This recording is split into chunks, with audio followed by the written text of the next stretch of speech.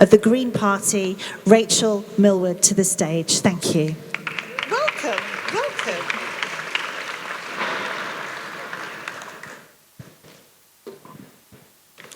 Thank you so much. It's great to be here, and I'm sure you've all had a really inspiring couple of days.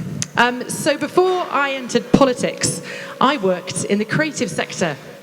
And there, of course, I learned the power of imagination. Imagination as a radical act. The ability to picture the world differently and then bring that vision to life. So that, to me, sits at the heart of how we must respond to the climate and nature crisis. Now, a lot of what's been discussed, I'm sure, at this conference has been very technical. Managing emission curves, infrastructure, how do we finance the projects? But there are bigger, bolder questions beneath. How do we redesign our economy so it works with natural systems rather than against them? How do we build a world that's not just cleaner but fairer? What does it look like for people and nature to thrive together? The spirit of imagination is clearly here today. Researchers pushing boundaries of what we know about our natural world, campaigners challenging a fossil fuel dependency that's been accepted as normal for far too long, innovators finding new ways of producing energy, growing food, designing buildings that sit lightly on the land. And in different ways, I reckon every one of you is engaged in this radical act of imagining something new and working hard to make it real. And yet, this week, despite nearly 40 degrees in London, we've hardly heard a peep from our government about how it's going to keep us safe in these increasingly extreme temperatures. They're busy with their own psychodrama, whilst kids faint in classrooms and workers swelter in unsafe conditions.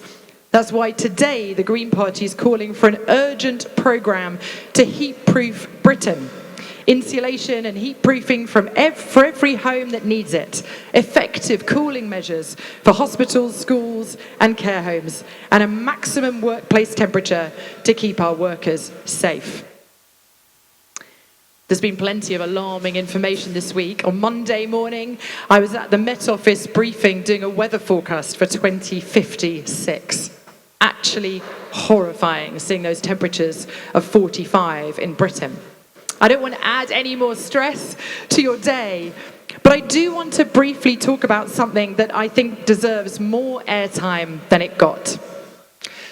Earlier this year, a national security assessment compiled by the Joint Intelligence Committee, whose membership includes the heads of MI5 and MI6, concluded with high confidence that every critical ecosystem is on a pathway to irreversible collapse.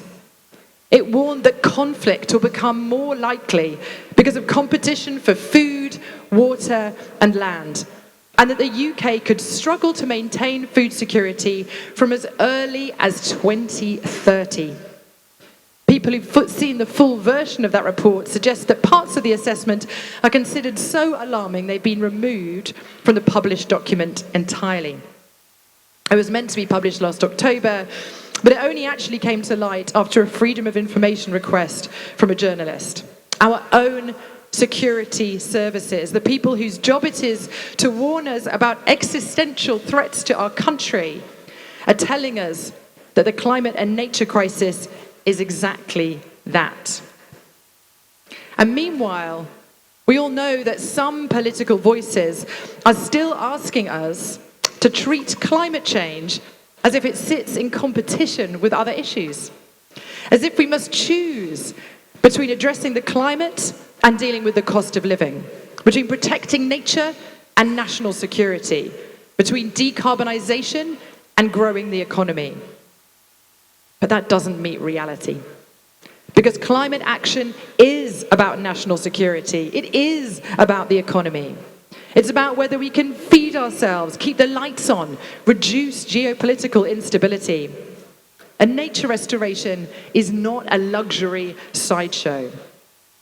Healthy ecosystems filter our water, stabilize our soils, regulate our climate, and underpin our food supply. You cannot separate the nature crisis from the climate crisis or the cost of living crisis. We know so much of this already. We know the science, we know the challenge at hand. But so much is in the way. For decades, fossil fuel companies have spent billions cultivating doubt, lobbying against regulation, and bankrolling politicians. I'm throwing paper everywhere. Bankrolling politicians who are willing to do their bidding. We're seeing the results of that investment in our politics right now. It's no secret that Reform, who claim to speak for ordinary people, receive substantial funding from individuals with direct financial interests in fossil fuels and in blocking the clean energy transition. Those individuals are the ones who stand to benefit from Reform's proposals to scrap climate policy. The people who pay the price are, of course, the households facing energy bills that they can't afford. The workers set to lose out on thousands of jobs, the businesses trying to unlock the investment. And I want to be fair, because of course it is true that the UK has made real progress, which we should be proud of. Around half of our electricity now coming from renewables. It's so much better than where we could be. But we heard today the warning from the Climate Change Committee that the government is still not moving fast enough to reduce emissions or protect households from volatile fossil fuels. Meanwhile, oil and gas companies are still being handed hundreds of millions of pounds in tax breaks, money that could be going to fund a fair transition. Ministers are still considering more drilling in the North Sea and greenlighting airport expansion. It's one step forward, it's two steps back. This catastrophic short-termism has defined a decade of UK climate politics. Cut this scheme, delay that target, announce something, and then quietly underfund it. It's not fit for purpose, and it means we're missing out on so many wins that acting boldly and thinking long-term could secure. So I'm a council leader in Sussex, the Wealdon District Council, and I can tell you that we're doing everything we can. We're working with the Wildlife Trust to bring habitats back. We're trying to retrofit as many homes as our modest budgets will allow. We're doing it because we believe in it and because communities need it. But we seriously get sore heads banging them against the same wall of government legislation. We have to have national government unlocking the funding that allows us to go further and faster. So we're not restoring rivers whilst watching private water companies pour sewage into them, legally, repeatedly, and budgeting for their inconsequential fines. We're trying to build a new, greener future in our communities, and we're watching housing estates go up, still, without a single solar panel on the roof. This moment demands boldness. And right now, we don't know who will be leading the country come the autumn, though there is one man who seems pretty convinced he's up to the task. So let's be clear about what we need from him, shall we? We need leadership that governs for our grandchildren and for theirs, and not just for the next news cycle. We need people who understand that you cannot have a stable economy on a destabilized planet. And you can't have a stable planet without restoring the nature we have spent generations destroying. We need leaders who speak truth and then who use their power to put things right. Because when we invest in retrofitting homes, we're reducing families' exposure to volatile energy markets. When we invest in public transport, we're cleaning the air in our cities and improving public health. When we accelerate the energy transition, we create jobs in the communities that need them, well-paid, union-backed jobs that give people a real stake in the future.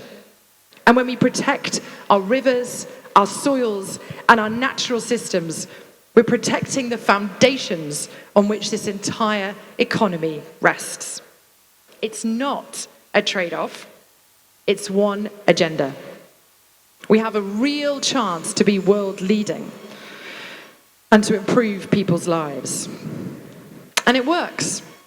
Spain used to have some of the most expensive electricity in Europe, but it invested in wind and solar consistently and at scale, and renewables now supply a larger share of their electricity, much less exposed to gas price fluctuations.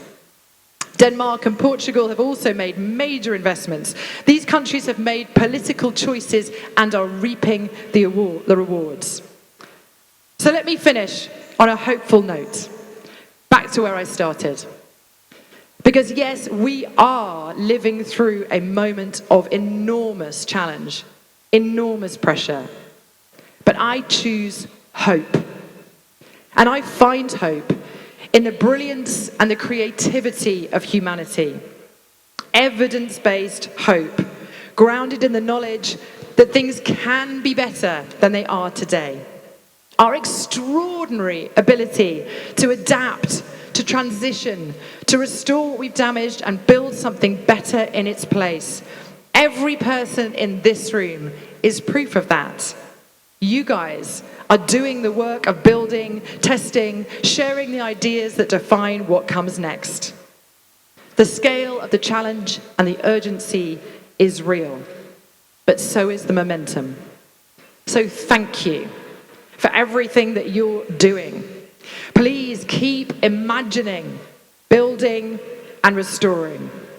And let's unlock the political will that will allow us to take this as far as we need to.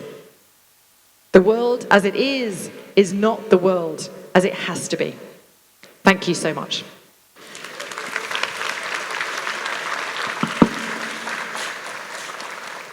We could auction that. That's fine. Thank you so much, Rachel. What a barnstorming speech to conclude Reset Connect 2026.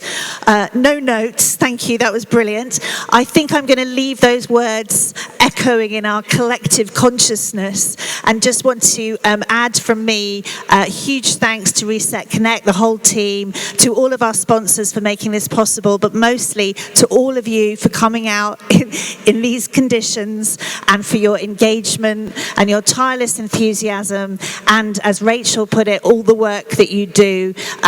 You're so constructive, and I look forward to doing this every year because it really is the conference that makes a difference. You know, we all like to keep in touch. We're all on the network app, well, you better be, because I gave you enough reminders. So please, let's continue talking, sharing and working together.